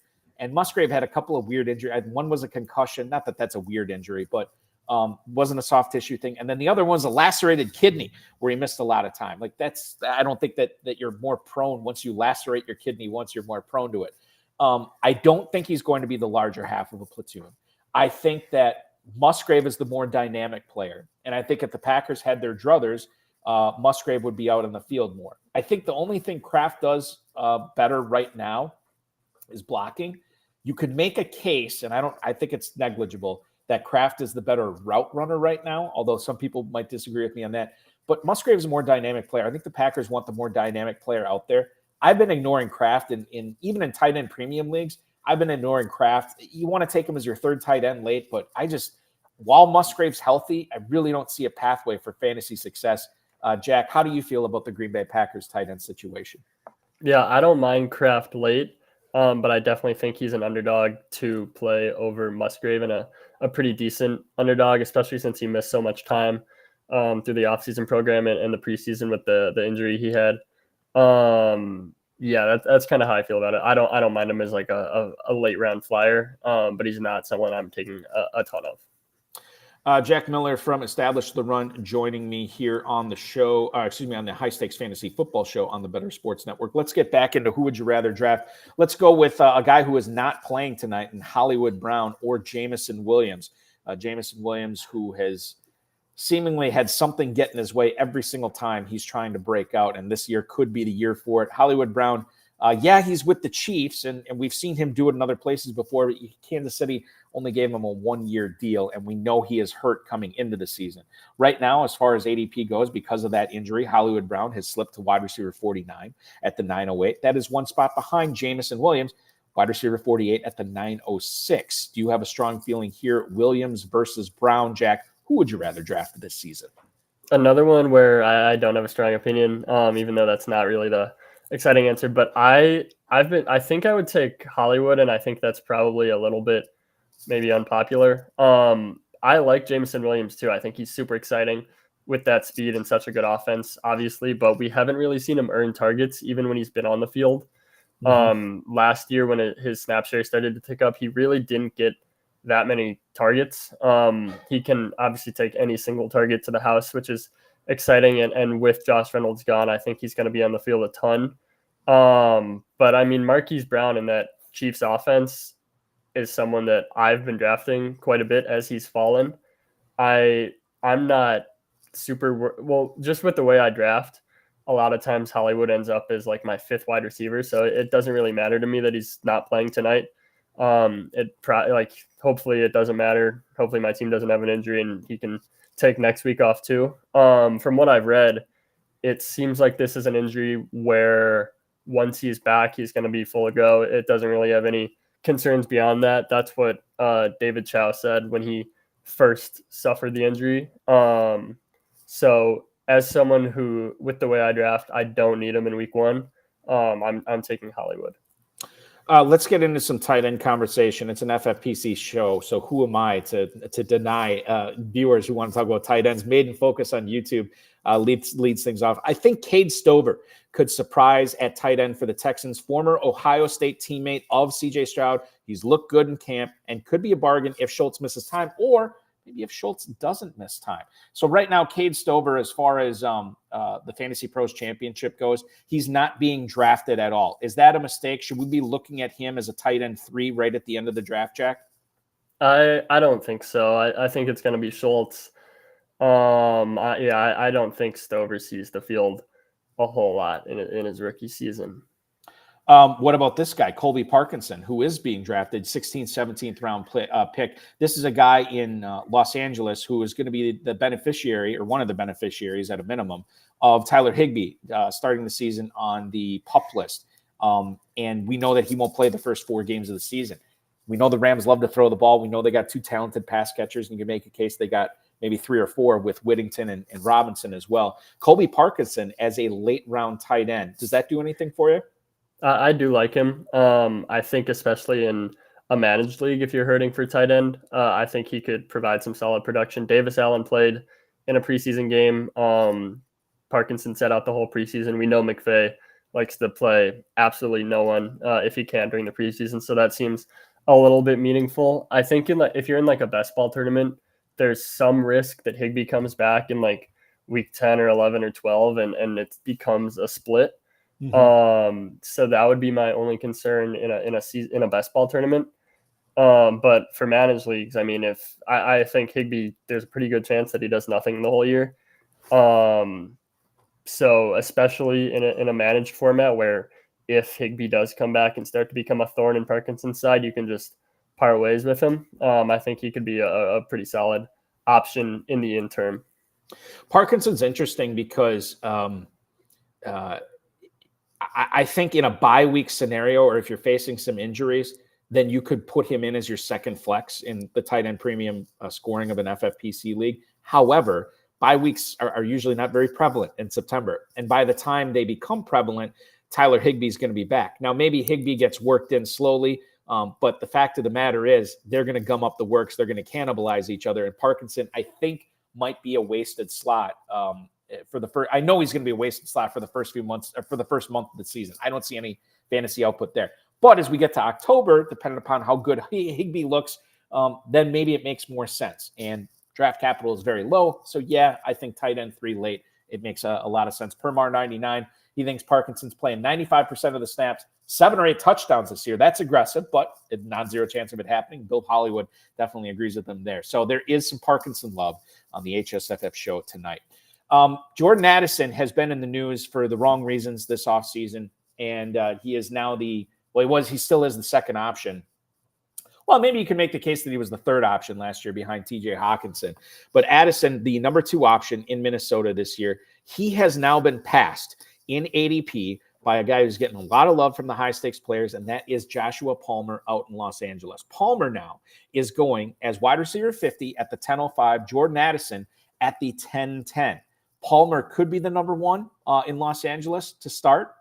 He may or may not finish as the number 1 this season, depending upon the evolution of Ladd McConkey adjusting to NFL life. So when it comes down to it, if you're drafting this weekend at Planet Hollywood in Las Vegas, or even from the comfort of your own home, what would you say, Jack Miller, to that person who is deciding between Jordan Addison and Joshua Palmer? Yeah, I'm going Addison there. I do like Palmer too. At ETR, we were, compared to market, kind of outrageously high on Palmer compared to some sites. Why is that? Why were you really high? Why were you guys really high on Palmer? What were the factors that went into that? Yeah, he has earned targets in the past when in games where Keenan Allen and Mike Williams have missed games. He's had games where he's had a 20+% target share. There's a lot of guys out there who look like they're in line for big roles, and you can't really say that about it. It's more of a projection. Can this guy handle a big workload? Palmer is someone who, on a very limited sample, has shown the ability to command 20+% of targets when he absolutely has to. And with this pass catching core in LA, it kind of looks like he absolutely has to. So I think Palmer's in for a big role. I don't think he's some world-beating talent, so I think Addison has that ability. So I'm taking Addison, but it's definitely not out of a place where I dislike Palmer. Okay, so based on everything you said about Palmer, does that mean you guys at ETR are a little bit lower on Ladd McConkey than market? He's a guy where I discussed the Brock Bowers ceiling case earlier. Mm-hmm. Ladd is a guy where we have his ceiling juiced pretty much as high as anyone because they don't Palmer is a good NFL receiver. It's not like if Ladd McConkey is a really good player, he can't beat out Josh Palmer. But I think to start McConkey, DJ Chark is questionable, but I think there's a chance that McConkey only plays in 3 wide receiver sets in week 1. So on base exclusively, it's hard to get him up there, but we do have a ceiling juice because there's some chance that he takes the second half of the season. He's really good, and over the second half of the season, he's the number 1 wide receiver for Justin Herbert. I can tell you for the Chiefs, Ravens that are scheduled to kick off in 12 minutes now. Players are on the field for the national anthems right now, and it looks like we will have football here shortly. So that's good news. And Travis Kelce, by the way, looking very Anthony Kiedis-like from the Red Hot Chili Peppers with the mustache and a little bit longer hair. Very interesting look. But listen, celebrity does different things to different people, for sure. Let's move on here. And I don't want to wrap this up yet because I want to get into some running backs here. Before we get into the running backs, Rashad Bateman, Wan'Dale Robinson, both these guys are going late. Bateman is a guy that John Harbaugh he's the type of guy where John Harbaugh, I think, has spent the whole offseason incorporating Rashad Bateman into every conversation he's having. Gets home and asks his wife what's for dinner. She answers lasagna, and he goes into a diatribe on why he thinks Rashad Bateman is going to be big this season. It's like every it's always talking about how big Bateman's going to be. And yet Wan'Dale Robinson, I just got out of a 10K draft, and one of the guys drafting there thinks that Wan'Dale Robinson is going to threaten Malik Nabers for the most receptions on the team this year. And I think that while that's probably not going to happen, I think Wan'Dale Robinson's a little bit underrated. You have a choice between these two players, Bateman or Robinson. Who would you rather draft, Jack Miller? Yeah, I mean, if the reports are to be believed, Zay Flowers and Mark Andrews are going to watch Bateman and Isaiah likely each catch 100 balls this year. But obviously that's not going to happen. But I do prefer Bateman. The hype has been pretty relentless with Odell gone. It seems like he's in line to play a ton. He's another guy like Jameson Williams where even when he's been on the field a ton, the like efficiency on a per snap or per target basis has not been great, but he's very cheap. He's tied to a good quarterback. He's going to play a lot. I think he has a lot more like downfield ability than someone like Wan'Dale Robinson, who for him to hit his ceiling, he needs to catch 90 passes because they're all going to be like 8 or 9 yards. Whereas Bateman has a little bit more juice than that. So I'm going Bateman. Yeah, and if anybody's drafting in the FFPC main event or the Fantasy Pros Championship, like Permar 99 did, you get the free look with Rashad Bateman tonight. So if he ends up exploding and has like a 6 for 90 and a touchdown or something like that, his ADP is obviously going to shoot up in drafts tonight and tomorrow with the FFPC. And if he stinks, well, then you can just leave him on the bench and see what happens going forward. Let's move on to running backs here, Jack. Talk about Zamir White and Javonte Williams. Zamir White is the guy with no Josh Jacobs in Las Vegas anymore. Javonte Williams, another guy that he was overweight, then he looked great. So he's had kind of a roller coaster off season as well. When you look at these two guys, I think Williams is going slightly ahead of Zamir White. Is that your preferred pick here as well? Yeah, I'm not a huge fan of Zamir White. I have barely touched him at all this year. I mean, his price is a lot different than I think it would have been in previous seasons, but still like the archetype of a 2-down back in a bad offense who has 4 career starts. He has low draft capital. Is just someone I'm not really looking to bet on. When it comes to Javonte Williams over him, it's more of an indictment of White than it is an endorsement of Williams, right? I'd say so. Yeah. I'm fine with Williams. I don't have a strong opinion, but I'm not a big Zamir White fan. Now, I said the players I was going to ask you are basically all going next to each other in FFPC drafts, unless I say otherwise. Well, I'm about to say otherwise here on this one, Jack, because this is a situation of the Cincinnati Bengals having 2 guys competing for one spot, or at least the main spot, with the Bengals backfield this season. Chase Brown is going ahead of Zach Moss right now. Chase Brown is running back 28 at the 806. You could take him there, or you could wait and take Zach Moss as running back 36, basically a round and a half later at the 9-10. Who would you rather draft at their capital, Chase Brown or Zach Moss? I think at cost, I'm taking Moss. In a vacuum, I'm agreeing with the market and taking Brown. I think Chase Brown is explosive. I graduated from Illinois. He obviously went to Illinois, so I like him in that regard. But I don't think that he's shown that much. He has low draft capital. Moss is one of those guys where he's not an exceptional talent, but I think NFL coaches trust him. So I think Moss is in week 1 going to be the leader in that backfield, both in short yardage and on third downs. I'm sure that Brown, given his big playability, they're going to scheme up touches for him in space and make sure that he gets his fair share of touches. But I think Moss probably leads that backfield. And I don't think Brown is like such an amazing talent that he just beats out Moss straight up or anything. So give me the round and a half discount and I'll take Zach Moss. Permar 99 saying Chuba Hubbard over both. Is that how you feel as well this season? Is Hubbard in for a big year, even with the presence of Jonathan Brooks eventually at some point, we believe? Yeah, I don't think so. I think week 1, Hubbard's going to get fed, but Jonathan Brooks is too scary given the draft capital and the talent that he has. So from a outside of the first month, I don't think Chuba is going to be super great for fantasy. Maiden Focus on YouTube says Joe Burrow seems undervalued in drafts this year. IMO, and I kind of agree with I share his IMO. Like I have the same opinion as him. But then I look at it and I was drafting Burrow earlier, and then I'm kind of like, you know what? I really like the ability to get these guys who run as well. So the Anthony Richardsons, the Kyler Murrays, the Jaden Daniels of the world. And then I kind of was letting Burrow slip because I'd rather get those guys who are going to get more rushing yardage than Joe Burrow. Do you feel like Burrow is being undervalued in drafts like Maiden Focus does? I think he's probably getting undervalued a little bit. I don't think that Stroud should be going that far ahead of him. Yeah. Because they're kind of similar bets. But I'm with you in that I'd rather take the guys that can run and that have, because you really, in this day and age, you kind of need that rushing ability to have a top 3 or maybe you can get top 3 just on passing, but to have QB1 overall ceiling, you really need that rushing. Yeah, and that's what we're looking for. We're looking for that edge, and that's one of them. And so that's why I think Burrow gets disrespected a little bit by drafters right now. We move on from Burrow's teammates in Brown and Moss to another pair of running backs, Tyler Algier and Zach Charbonnet, both guys who are backups on their team, or at least the number 2 guy on their team. Algier behind Bijan Robinson, Charbonnet behind Kenneth Walker. However, both these guys may have a role regardless of if the starters in front of them are healthy or not.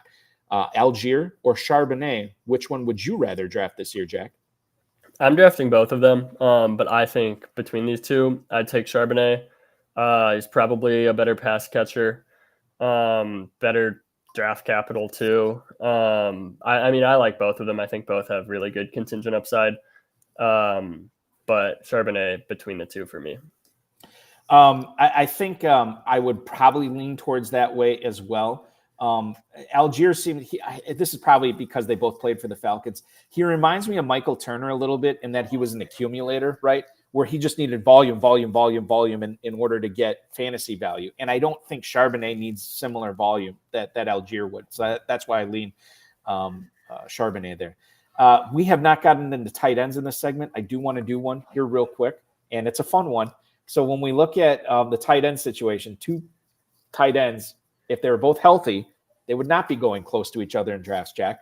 But because Hockenson is hurt right now, they are going very, very close to each other. In Fantasy Pros championship drafts right now, Tyler Conklin is tight end 16 at the 1108. TJ Hockenson, how did I screw this up? I might have screwed this up. Tight end 14 at the 1002. Okay, so I guess there is a little bit more of a difference than I thought. Maybe the ADP just changed since I put together the show rundown. I don't know. But Conklin or Hockenson, one guy is healthy and he's been steady Eddie the last 3 years. The other guy is not healthy, but when he is threatened to be the number 1 overall tight end. The Fantasy Pros Championship or the FFPC main event, which one would you rather have this year? Yeah, I'm honestly not a huge fan of either of these guys. I guess I'd go Hockenson just for the late season upside, but I really have not been drafting Hockenson. I think it's going to be I saw a report that it's going to be week 10 or so is when they're shooting for him. So that's just a long time to hold a guy. And then once he is back, there's probably a pretty good chance that they ease him in. But I'm not super high on Conklin either. Just I don't think he's anything awesome as a talent. Near the end of the year, Jeremy Ruckert started to play a little bit more. He's the younger guy, and he has good draft capital attached to him too. So I think there's maybe some risk that Conklin doesn't have as firm a grip on the job. Probably later in the season. I think early in the season it's going to be Conklin. But come November, December, maybe they like what they see from Ruckert and want to get him the ball more. So I'm not a huge fan of either. But I'd take Hockenson, I think. Yeah, and especially when you brought this up earlier. When do you get paid out in fantasy football? It's those last few weeks, right? And Hockenson could be a factor in those last few weeks. Conklin's fine, but if your season is going the way that you hope it's going, hopefully you're not focusing on and counting on Conklin points at that point. He's a good guy. He's like an appetizer to get you to the meal, but Hockenson is that tomahawk steak for sure. The tomahawk steak of the show tonight, Jack Miller from Establish the Run, bringing us perspectives on betting, props, as well as fantasy football drafts and week 1 prognostication as well. They're about ready to kick off in Kansas City between the Chiefs and the Ravens. Not there yet. We're going to take a quick break, and we'll bring you all the updates for the last 20 minutes of the show, as well as where Jack Miller stands on certain players in fantasy football drafts this year. You're watching the High Stakes Fantasy Football Show on the Better Sports Network.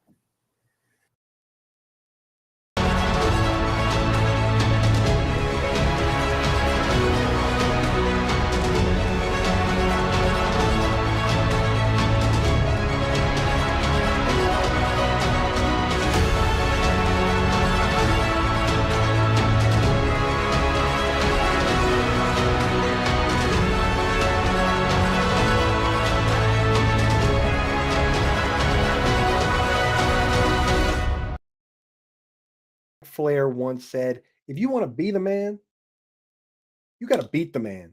And if you want to be the man or woman this fantasy football season, you got to play over at myffpc.com. That's where all the best fantasy gamers play. That's where all the high stakes gamers play, because they've got the high stakes leagues. They have the best formats. They have the best payouts. It's the place to be. And if you win a FFPC main event or a Fantasy Pros Championship contest over there, you put some serious respect on your name and some money in your pocket. Anyone can win their hometown league, right? You're probably a great fantasy gamer. Prove it. You go out and win an event like this, you can go and put in your Twitter bio or X bio, FFPC main event champion. That means something. That's definitive proof that you're one of the best fantasy gamers in the world. So go over to myffpc.com and use promo code COOP. They'll give you $25 when you deposit $35 or more, and now you're on your road to greatness, right? You could even do an online draft, or you can go and draft in Las Vegas with the stars. Draft at Planet Hollywood for the FFPC main event. That's where they're all doing it. It's awesome stuff. So get set up now so that you can be a star this year. You can be the man. Just like Ric Flair, you can be a champion. Woo!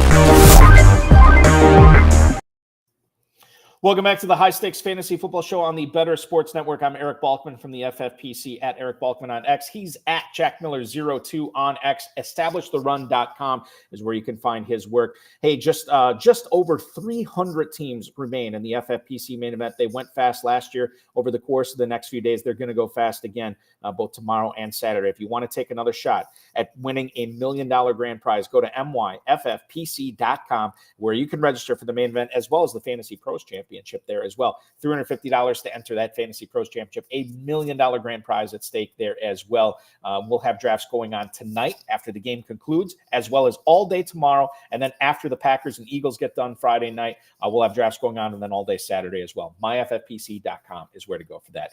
Jack Miller from Establish the Run. Let's get into some players and where you stand on them. We'll lead things off with the electric, although maybe inconsistent, Devon Achane in that Miami Dolphins backfield that's loaded. Raheem Mostert is there. Jalen Wright is there as well. You got to sink significant draft capital if you want Devon Achane on your team this year. He is going at the 209 right now, almost a mid-second round pick. Where do you stand on Achane? I like Achane. I think he has game-breaking upside. So I definitely get the concerns about how many touches does he get. Can he stay healthy? His efficiency is going to crash. But I mean, his efficiency can crash and he can still have really strong efficiency. And I think he's just such a great talent and such a great offense with a coach who is maybe the best in the league at putting his players in position to succeed. So I'm pro Achane. We're going to get some more answers on this player in the next couple of hours, but Isaiah Pacheco, currently running back 11 at the 305. That's in the Kyron Williams, Josh Jacobs territory. I think you and I are both excited to see how the Chiefs deploy Samaje Perine tonight, because it's going to change how we feel about Pacheco. What do you expect to see tonight between Perine and Pacheco for those of us, or those of you who missed the first hour of the program tonight? And where do you specifically stand on Isaiah Pacheco? Yeah, I think the guys you mentioned, Kyron and Jacobs, I would take those guys over Pacheco with the Perine signing. But I still like Pacheco. I think he's in for a good season. I think they trust him a ton. I think down the stretch, last year, it became pretty evident that Kelsey, Rice, and Pacheco were the three guys that they trusted. And I think that with Andy Reid and Mahomes, I think that that's like a meaningful thing to earn that trust. But with Pirine presumably taking the third downs eventually, maybe not tonight since he signed so recently, but eventually, I would take Kyron and Jacobs over him at least. Bill Hollywood, who I spent some time with at the Kentucky Fantasy Football State Championship a couple of weeks ago, is asking in the YouTube chat right now, who will lock that wide receiver 2 in Washington right now? And there's some candidates there, right? There's De'Ami Brown, who I think is the highest drafted number 2 receiver that is in Washington right now after McLaurin goes off the board. However, you have Olamide Zaccheaus, who is threatening to be a guy that gums up the works. And you have the rookie, LMC. Luke McCaffrey there as well. Jack, who do you think is going to be the number 2 receiver in Washington? And I'll follow that up with how relevant is that going to be in fantasy football? Yeah, I think if it's not Luke McCaffrey, it's not going to be relevant. I don't think it'll be McCaffrey in week 1, just based on how they used him in preseason. I think he's probably wide receiver 4 to start. I know they listed him as a starter on their depth chart, which I don't really know what to make of that. I think week 1, we're projecting Olamide Zaccheaus to be second in targets. But I mean, this is one where we'll see how it plays out because it's one where we don't really have a strong feel for it. What about James Cook? Getting back on the running back track, things changed once Joe Brady took over last year for Ken Dorsey. Although I wouldn't exactly say Cook was the most efficient guy either. They have Ray Davis there as well. A lot of moving parts in the Buffalo backfield. Where do you stand on James Cook right now, Jack? I'm fine with Cook. I worry that his lack of a role near the goal line with Josh Allen there. I mean, last year they just didn't play him near the goal line. Maybe Ray Davis or Ty Johnson becomes someone they use down there this year. But regardless, I don't think you can count on him to score many touchdowns.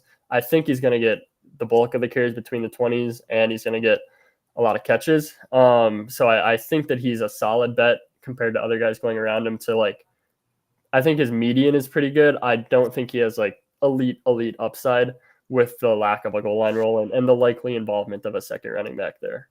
Yeah. And I think, and he was going that tier we were just talking about, the Kyron Williams, Josh Jacobs, Isaiah Pacheco tier. He is basically like a half tier below that at the end of the 4th round.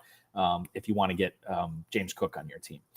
Rico Dowdle, we talked about him a little bit already. I want to skip over him and to get to Gus Edwards because we have not talked about the Chargers backfield really at all tonight. J.K. Dobbins is there as well. Kamani Vidal. I'm seeing all 3 of these guys drafted, but nobody's sinking serious draft capital into them at Planet Hollywood this weekend for the FFPC live events. But specifically Gus Edwards, and I'll bring up his ADP here I'll couch it with that. Gus Edwards, running back 39, 1008. Jack, where do you stand on him right now? Yeah, Edwards is a guy where, I'll take him if he's there. I'm not anti-Edwards, but he's not a guy I'm going into a draft saying I want Gus Edwards. Mm-hmm. And I think there's other guys going around him who I generally prefer. I think he's going to get the first crack at the carries, and I think Harbaugh wants this to be a running team. But we saw a pretty decent decline in his efficiency last year. And I mean, it's just hard to rely on him for an entire season. It's hard to rely on Dobbins and a day 3 rookie too. So I get it. But yeah, I'm fine with him. He's all right at ADP, in my opinion. And yeah, I mean, it's that there's no such thing as a bad pick in the 10th round or beyond. So it makes sense for Gus Edwards there as well, if you want to take a shot on him. I do have a specific stance on this guy right here, but I won't reveal it yet. Will Shipley, I see drafted quite a bit at the end of drafts, running back 66, mid 17th round right now. I'll keep my thoughts to myself here. Will Shipley, Jack Miller, where do you stand on him? Yeah, so this is a pretty simple answer. I know Sean Siegel likes Shipley a lot, and so I like him. I that's pretty much the extent of it. I draft Shipley because I know I have such respect for Sean's evaluations. And he is smart too. I mean, Sean has won a ton of money doing this. But I think that's interesting with Shipley. That my counter to that and I have not been drafting Shipley. I have been drafting Kenneth Gainwell quite a bit. Boston Scott isn't there anymore. And Gainwell is a guy that I believe, and I know that Shipley was working with the ones part of training camp this year, but I believe if Barkley were to miss time, I think Gainwell takes over that backfield and Shipley kind of just works in. So for me, I know it's less sexy. He's not the rookie. He's not the ballyhooed guy here. But I think that when push comes to shove, I'm not playing either one of these guys while Barkley's healthy. But if he's not, I think Gainwell's the guy I'd be more likely to start, which is why I've been drafting him a little bit more. However, you see it a little bit differently. Maybe Shipley has the higher upside. Yeah, I think that's what it comes down to really is I think at this point we kind of know what Kenny Gainwell is. Right. Shipley no surprises with Gainwell anymore. Yeah, right. Shipley is a black box, and I think with guys who are going so late, I prefer the unknown. But I definitely get what you mean there. And that's the thing too. Like this is something we preached on this show, since we went on the air 3 years ago or whatever it was. Like, take doubles, swing for doubles. Maybe the first few rounds, but man, you should be taking home run hacks like those last 5-6 rounds at a minimum of your drafts for sure.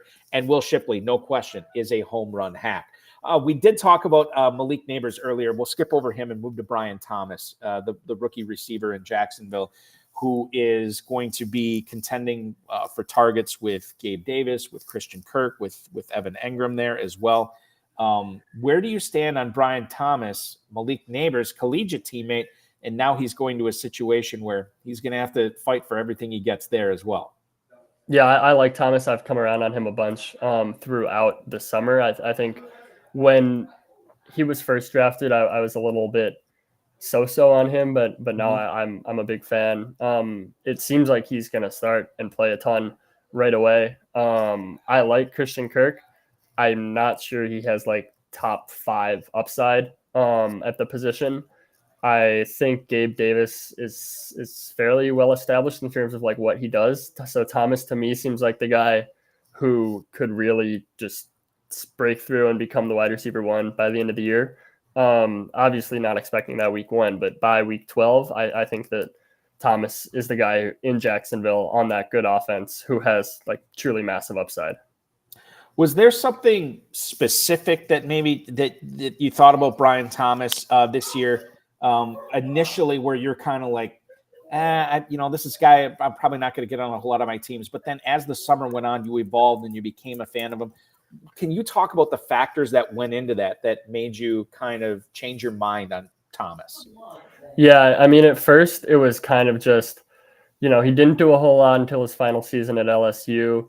I saw some stuff on Twitter from some of the more tape-oriented people that maybe he has some red flags in terms of his ability to transition to the NFL and be productive right away. But I mean, the size and athleticism combo on a good offense, on a team that has good receivers, but they don't have like a true alpha wide receiver 1. And the fact that they seem to believe in him already and want to get him time right away has me into Thomas. And ultimately, there's only going to be so many targets to go around in Jacksonville. Let's take Gabe Davis out of this for a second because, he's the last guy going. Do you believe that Kirk, Thomas, or let me frame it like this. Who has the biggest bust potential at their ADP between Kirk, Engram, and Brian Thomas right now? I think it's pretty easily Thomas. Just we haven't seen him do it in the NFL. Kirk and Engram are proven effective target earners. So yeah, it's definitely Thomas for me in terms of the lowest floor. Zay Flowers picks up a big third down conversion here as the Ravens are driving thanks to a Justice Hill third down conversion earlier in the drive. Ravens now have the ball 1st and 10 at roughly, the Chiefs 31-yard line. We'll keep you abreast on what's going on with that going forward these last few minutes of the show here. Where do you stand on Kyler Murray? We kind of talked about rushing quarterbacks in general earlier on in the program here. But I think Kyler Murray is a guy that's really caught steam with fantasy players right now. Quarterback 6 at the 707. He's behind Stroud. He's ahead of Richardson. I don't think this is hot takey, but maybe it is. I would take him over CJ Stroud right now, 8 times out of 10. Where do you stand on Kyler Murray, Jack? Yeah, I think that's fair. I think I'd take Richardson over him, over Kyler though, just with the rushing ability. But Kyler has, enough rushing to flirt with like true top tier upside. The Cardinals defense does not look like they're going to be able to stop a whole lot of teams this year. So I think they could be in a ton of shootouts. Now Kyler actually has good receiving weapons with Trey McBride's breakout at the end of last season, as well as obviously Marvin Harrison. So yeah, I'm a fan of Kyler at ADP. I think he's one of those mid-round QBs with truly elite upside. Permar99 pointing out, it's all flowers so far. Derrick Henry getting stuff left and right, and they're cutting up this Chiefs defense here moving forward. One of the players that I thought we'd get into at some point, and we sort of never did, and that's fine. I'll bring him up right now. Caleb Williams, the number 1 overall pick of the draft. We haven't really talked about. We talked about his receivers a little bit. Now, Jack, are you a Bears fan? No. You're not a Bears fan. Okay. But you are close to the situation in Chicago, right? Yeah, I'm in Chicago. Okay. So very, very close. Inside the situation, one might say. So you look at Caleb Williams, the number 1 pick of the draft, who is going to be the quarterback for the Bears this year, maybe set up better than any other number 1 overall pick in NFL history as far as the quarterback goes, with the running back that they have there, the tight ends, both of them, in Kmet and Everett, and then the trio of wide receivers. Where do you stand on Caleb Williams, knowing that you can get him right now in an FFPC main event at the 1102 as quarterback 12? I like that price on him. I think he's like a once every 5 years prospect at QB. He's mobile enough to make an impact fantasy-wise rushing. So I'm he has a ton of weapons. I mean, this is a pretty loaded offense. So I like Caleb at that price. A pair of called runs for Lamar Jackson has the Ravens knocking on the door inside the 5-yard line. I think it's going to be second and short from about the 3. We'll see what happens. Maybe this is King Henry's coronation as a Baltimore Raven, and maybe he'll get the ball here. We'll bring that up. Caleb Williams or Jaden Daniels? You can only have one. Who would it be this year? Is it Daniels? Yeah, I'm taking Jaden there for the rushing.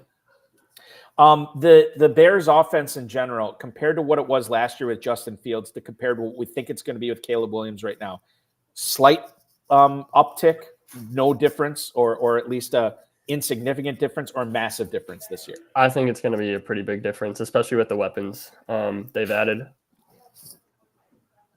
With the Bears at the end of the season, what are we talking with them? Are we talking that Caleb Williams was able to he was able to keep ADP value for all 3 receivers this year, Allen, Odunze, and Moore? Or is that because if he does, he might even be the better pick over Jaden Daniels? Yeah, I don't think we're going to see all 3 guys live up to their ADP. I think it's hard for 3 receivers on a single team to all live up to their ADP. But I think that, like, as individual bets, I think they're all decent. I mean, we talked earlier, I think Moore and Rome are the 2 bets I prefer to make. But if you treat them as individual bets, I don't think all 3 are going to hit at once, but I think that they're all fine.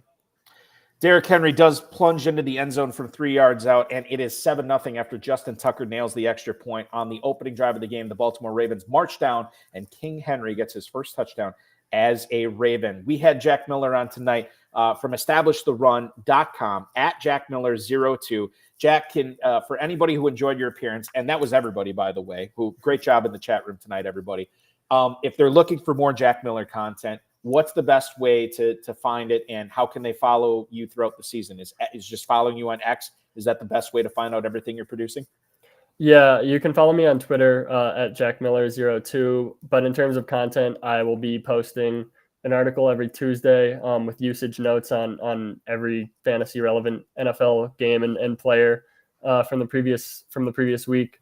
So content wise, that is going to be the bulk of what I'm doing. All right, let's get this. The season starts tonight. Super Bowl prediction: who beats who come February, or this coming February, Jack? Yeah, I mean, I'm going to be boring, I think, and Kansas City? I'm going to take the Chiefs. I never bet against Mahomes, although obviously not an ideal start here. So maybe tonight you should have bet against Mahomes. But for the season, for the Super Bowl, I'm taking Mahomes. I think, like, in terms of what I think it's going to be, I think that like the Niners are the logical choice, but I think the Eagles are going to have a big like resurgence this year. Kellen Moore at OC, Jalen Hurts is actually healthy now. So I guess that would be, it's not much of a sleeper, but I'll take the Eagles as the Super Bowl loser, NFC champion. The most owned fantasy player that you have this year. Do you know who it is off the top of your head? Let me look. Because I'm always curious about this for anybody who is, because there's gonna be a lot of FFPC players still drafting over the course of the next 72 hours or whatever it is. And after we talked with you about, God, I don't know how many dozens of players we got through tonight. I'm very curious to find out if there is one player, if the cheese does stand alone, and who that cheese is for you, Jack. Yeah, let me look. Oh, it's. I don't know if I can see anymore, or at least I have a ton of Jacobs. I know that he was in my top Josh 3. Jacobs. Okay. I have a ton. He's in my top 3. I don't think he's number 1. I don't remember who number 1 is. But I think he's 2nd or 3rd for me. And he'll be in action Friday night. We'll be in action next Thursday when we resume this show, 7 o'clock until 9. I believe I have on Sam Hoppin from Fantasy Pros. We'll be on next week. Remember to play the FFPC main event, the Fantasy Pros Championship, over at myffpc.com. Both of those contests, $1 million grand prize. Time's running out for you to register for those. Enjoy the game tonight. After the game, register for some drafts. We'll have them going on starting at midnight Eastern time. Otherwise, they'll resume at 10 a.m. tomorrow. Jack, once again, so much fun to hang out with you and pick your brain about everything. Thank you so much for skipping the first part of the game tonight to hang out with me. That's awesome. I'll let you go enjoy it and have a great season. Keep up all the great work at ETR. Yeah, thank you so much for having me on. This was a blast as always. Absolutely. Establish the runs. Jack Miller at JackMiller02 on the X joining me tonight. MyFFPC.com is where to go for the main event in the Fantasy Pros Championship. Thanks so much for watching, everybody. Football's back. It's here. I'll let you enjoy the game tonight. Thanks so much for watching the High Stakes Fantasy Football Show on the Better Sports Network. For Jack Miller, I'm Eric Balkman. See you next week.